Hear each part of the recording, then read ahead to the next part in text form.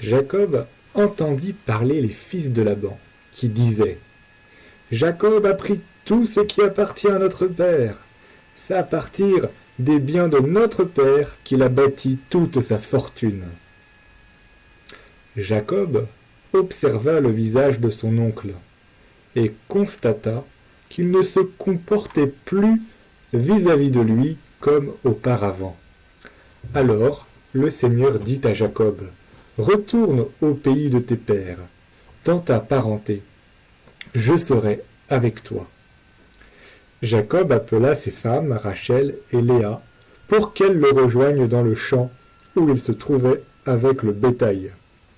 Et il leur dit « J'ai vu sur le visage de votre père qu'il ne se comportait plus avec moi comme avant. Mais le Dieu de mon père est avec moi. Vous le savez, j'ai servi votre père de toutes mes forces, et votre père s'est joué de moi. Il a changé 10 fois mon salaire. Mais Dieu ne lui a pas permis de me faire du mal. Ainsi, quand il disait « Tu auras pour salaire les bêtes tachetées », toutes les brebis mettaient bas avec des taches.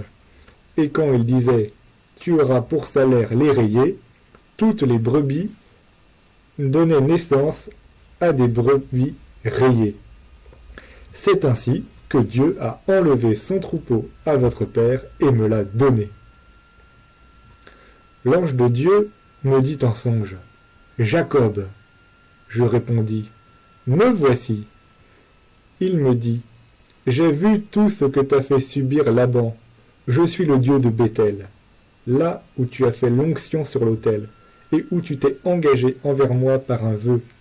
Maintenant, lève-toi, quitte ce pays, et retourne dans le pays de tes parents. » Rachel et Léa lui dirent « Avons-nous encore une part, un héritage dans la maison de notre père?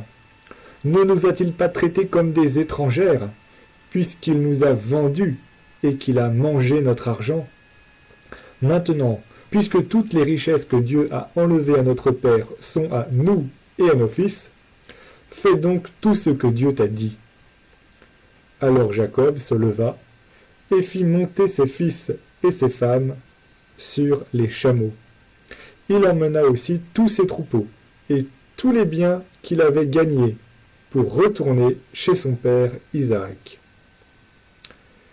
Tandis que Laban était allé tondre les moutons, Rachel lui vola les idoles qui lui appartenaient.